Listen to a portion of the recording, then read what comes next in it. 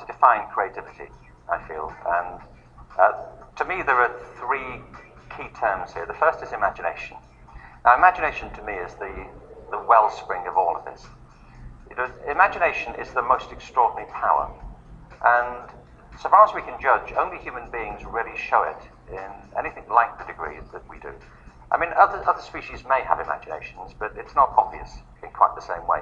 What I mean is the power to bring to mind things that aren't here in the present, things that aren't available to your senses.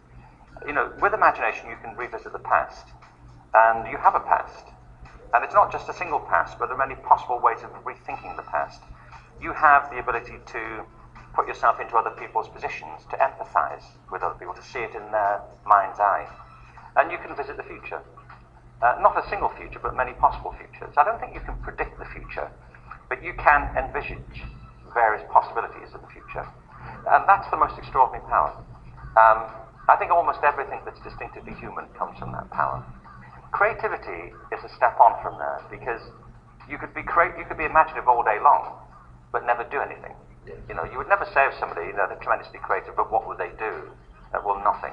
They just lay in bed all day. To be creative, you have to do something. It's a very practical process. In a way, it's putting your imagination to work. So I think of creativity as applied imagination. There's a more formal way to define it, which is the process of having original ideas that have value. And you can be creative at anything. That's my point. You can be creative at mathematics, at music, at art, at running a business, running a family. Anything is a possible source of fresh thinking. Innovation is the third term, and that, to me, is putting good ideas into practice. So a lot of companies are interested in innovation, and they're right to be, because the world is changing so quickly.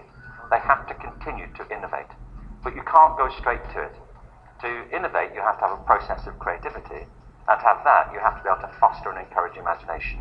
And that's where it goes wrong for lots of organizations. And I think for individuals, they stop nourishing their imagination.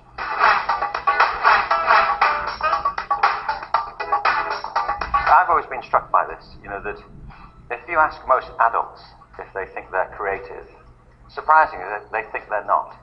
I mean, ask at the next dinner party, and it's really surprising to me that most people don't think they're very creative and think that only special people are. But if you ask children if they think they're creative, they all do, up to a certain age. And there comes a point where people seem to lose confidence in their creativity. And I think there are lots of reasons for it. But one of them, I'm convinced, is education. I think that we're educated out of our creativity. That we reach a point through the process of education where imagination and fresh thinking is discouraged, where the emphasis is on getting the right answer, where the whole culture is about standardizing and testing.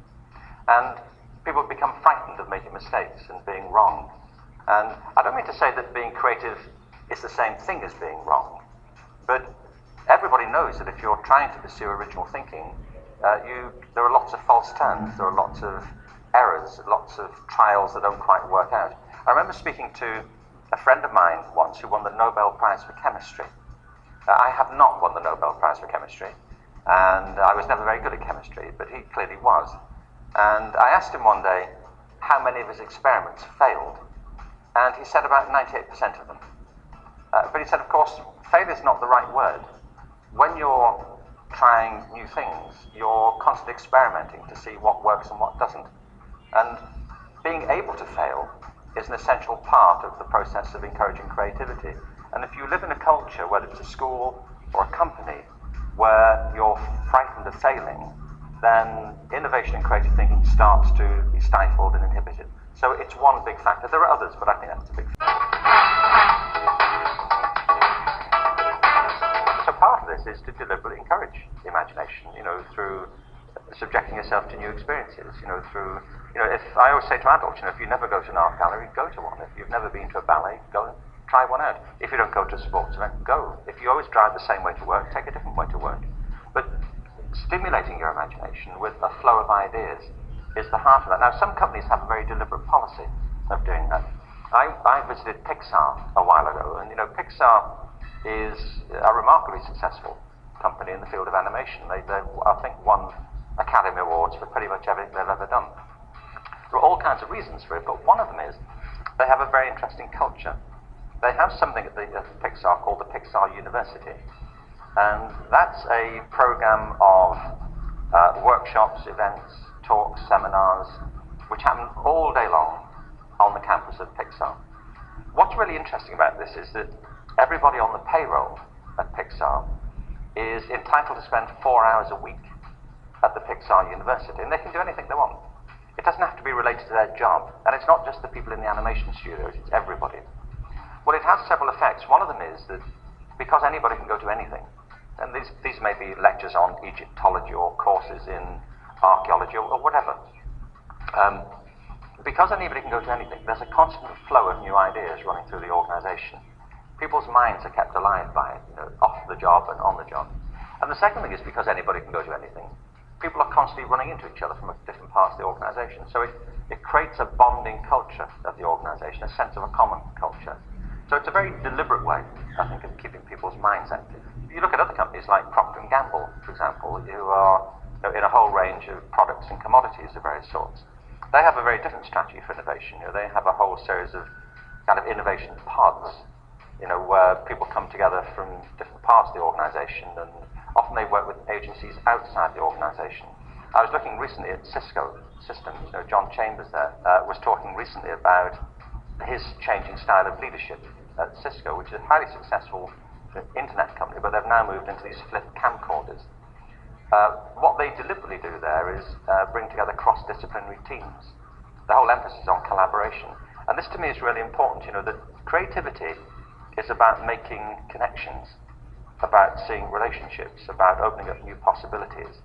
And if you have an organization, and it could be a school or a company, where all the different disciplines are kept separate from each other, where people only talk within their own specialism, it's much less likely that you'll get that sort of spark of innovation that comes from people comparing and exchanging ideas across the different fields of activity, the different disciplines. So a big bit of it for me, for leading a culture of innovation, is to recognize that the real creative thinking isn't solo. It's not an individual performance. I don't mean it never is, but much more often, innovation and creative thinking comes from people collaborating, from working in teams. And it's one of the other ways, by the way, in which it gets stifled in education, because people are assessed as individuals rather than working collaboratively. And if you really want that spark of creative culture, it comes from the mixing together of people's ideas.